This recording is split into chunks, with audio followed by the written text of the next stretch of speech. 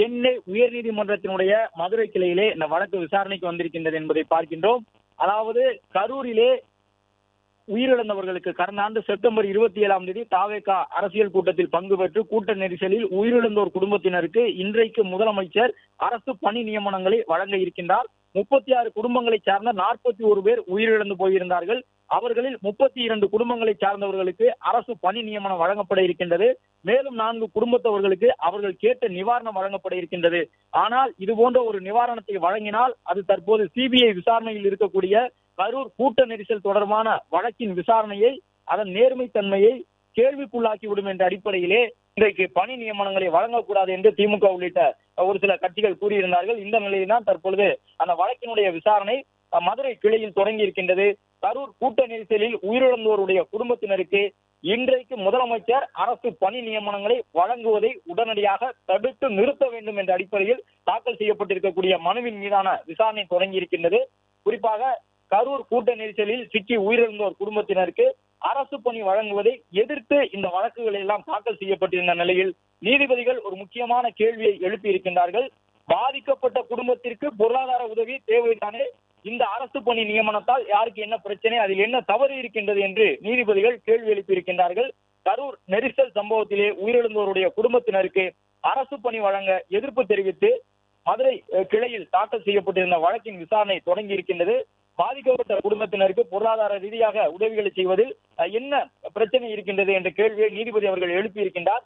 இதுபோல் சம்பவங்களிலே பாதிக்கப்பட்டவர்கள் குடும்பத்தினர் அரசு பணி கோர வாய்ப்பு இருக்கின்றது என்ற ஒரு கருத்தை மனுதாரர் தரப்பில் சொல்லியிருக்கின்றார்கள். அதாவது இதுபோன்று மேலும் பல நிகழ்வுகள் நடைபெற்றால் ஒவ்வொருவரையும் பாதிக்கப்பட்டவர்கள் இதே போன்று நிவாரணம் கேட்பதற்கான வாய்ப்புகள் இருக்கின்றன என்று அரசு பணி நியமனத்திற்கு எதிராக வழக்கு தாக்கல் செய்திருக்கக்கூடிய மனுதாரர் சொல்லியிருக்கின்றார்.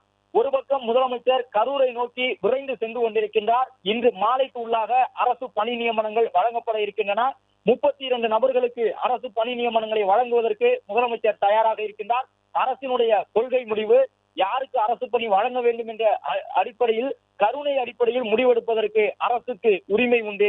ஆனால் நீதிமன்றத்தில் தற்பொழுது தாக்கல் செய்யப்பட்டிருக்கக்கூடிய வழக்கும் முக்கியத்துவம் பெற்றிருக்கின்றது. ஏனென்றால் சிபிஐ இந்த வழக்கை விசாரித்துக் கொண்டிருக்கின்றது. சிபிஐ வழக்கில் விசாரணையில் இருக்கும் பொழுது அந்த வழக்கினுடைய சாட்சியங்களை கலைக்கக்கூடிய விதமாக இந்த அரசு பணி நியமனம் மாறிவிடக் கூடாது என்ற அடிப்படையில் மனு தாக்கல் செய்திருப்பதாக சொல்லியிருக்கின்றார்கள்.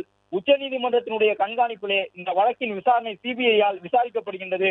எனவே வழக்கு விசாரணை பாதிக்கப்பட்டுவிடக் கூடாது, அவர்களுக்கு அரசு பணி நியமனம் வழங்கப்படக்கூடாது என்பதுதான் மதுரை கிளையில் தாக்கல் செய்ய இருக்கக்கூடிய மனுவினுடைய முக்கிய சாராம்சமாக இருக்கின்றது.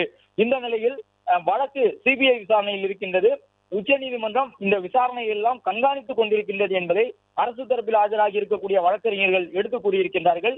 இன்று மாலை பணி நியமனம் வழங்க உள்ள நிலையில் வழக்கு தாக்கல் செய்யப்பட்டிருக்கின்றது. அவசர கதியிலே ஒரு வழக்கை தாக்கல் செய்திருக்கின்றார்கள் என்று அரசு தரப்பு வழக்கறிஞர்கள் சொல்லியிருக்கின்றார்கள். ஏனென்றால் ஏற்கனவே வழக்கு விசாரணையை சிபிஐ நடத்தி வரக்கூடிய நிலையில் அதை உச்சநீதிமன்றம் கண்காணித்துக் கொண்டிருக்கின்றது. ஏனென்றால் உச்சநீதிமன்றத்தினுடைய ஓய்வு பெற்ற நீதிபதி ஒருவர் இதற்கென்று அமர்த்தப்பட்டிருக்கின்றார். அவர் மூலமாகத்தான் இந்த வழக்கினுடைய விசாரணை நடைபெற்றுக் கொண்டிருக்கின்றது. கரூர் கூட்ட நெரிசல் சம்பவம் தொடர்பாக சிபிஐ விசாரித்தாலும் கூட ஓய்வு பெற்ற முன்னாள் நீதியரசர் அஜய் ரஸ்தோகி இந்த வழக்கின் விசாரணையை எல்லாம் மேற்பார்வையிட்டுக் கொண்டிருக்கின்றார். அதையெல்லாம் மையப்படுத்தி தான் அரசு தரப்பிலே சொல்லியிருக்கின்றார்கள். இன்று மாலை முதலமைச்சர் பாதிக்கப்பட்ட குடும்பத்தவர்களுக்கு அரசு பணி நியமனம் வழங்கப் போகின்றார். ஆனால் அதை தடுப்பதற்காக இப்பொழுது இந்த வழக்கை கடைசி நேரத்திலே தாக்கல் செய்திருக்கின்றார்கள் என்று அவர் சொல்லியிருக்கின்றார். அதே நேரம் தொடர்ந்து வழக்கினுடைய விசாரணை நடைபெற்றுக் கொண்டிருக்கின்றது. நீதிபதிகள் என்ன முடிவை எட்டப் போகின்றார்கள் என்பதுதான் மிக முக்கியமான ஒரு கேள்வியாக இருக்கின்றது என்பதை பார்க்கின்றோம். இன்று மாலை பணி நியமனம் வழங்கப்பட உள்ள நிலையில் வழக்கை தாக்கல் செய்திருக்கின்றார்கள் என்று சொல்லியிருக்கின்றார்கள். திரையினுடைய ஒரு பகுதியில் நாம் பார்க்கக்கூடிய காட்சி, அதாவது முதலமைச்சர் வந்து கொண்டிருக்கின்றார். மறுபக்கம் நாம் பார்க்கக்கூடிய காட்சி, கரூர் சம்பவத்திலே தங்களுடைய குடும்ப உறுப்பினர்கள் இழந்தவர்கள் அரசு பணி நியமனம் கிடைக்கும் என்கின்ற நம்பிக்கையோடு ஆர்வத்தோடு 32 பேர் வந்திருக்கின்றார்கள். மற்றும் 4 குடும்பத்தை சார்ந்தவர்கள் அரசு சார்பிலே தங்களுக்கு வேறு மாதிரியான நிவாரணங்கள் வழங்கப்பட வேண்டும், போதுமான கல்வி அந்த தகுதி இல்லை, அரசு பணி நியமனம் கருணை அடிப்படையில் வழங்க வேண்டும் என்றாலும் அந்த குடும்பத்தை சார்ந்தவர்களுடைய கல்வி நிலைக்கு ஏற்ற பணிகள் அரசு துறையிலே வழங்கப்படும். அது குரூப் 4 உள்ளிட்ட பணியிடங்கள் எல்லாம் வழங்குவார்கள். ஜூனியர் அசிஸ்டன்ட் என்ற அளவில் எல்லாம் பணியிடங்கள் வழங்கப்படும். ஒரு சிலர் அந்த கல்வி தகுதி அடிப்படையிலே எங்களுக்கு அரசு பணி நியமனம் வேண்டாம், வேறு நிவாரணங்களை அரசு வழங்க வேண்டும் என்று சொல்லி இருக்கின்றார்கள். எனவே இந்த வழக்கினுடைய விசாரணை ஒரு பக்கம் மதுரை கிளையிலே தொடங்கி இருக்கின்றது என்பதுதான் இப்போது முக்கியமான ஒரு செய்தியாக பார்க்கப்படுகின்றது. அரசு பணி நியமனங்கள் வழங்கப்படுவதை நீதிமன்றம் தடுத்து நிறுத்துமா என்ற ஒரு கேள்வி எழுந்திருக்கின்றது. மனுதாரர் தரப்பிலே கடுமையான வாதங்களை வழக்கறிஞர் முன்வைத்துக் கொண்டிருக்கின்றார் என்பதை பார்க்கின்றோம்.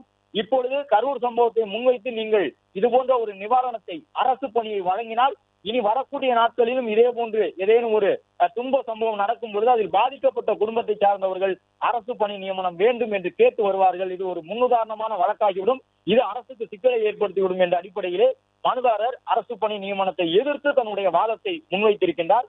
பிளே ஸ்டோர் மற்றும் ஆப் ஸ்டோரில் இருந்து பாலிமர் செயலியை QR கோடு மூலம் பதிவிறக்கம் செய்யுங்கள்.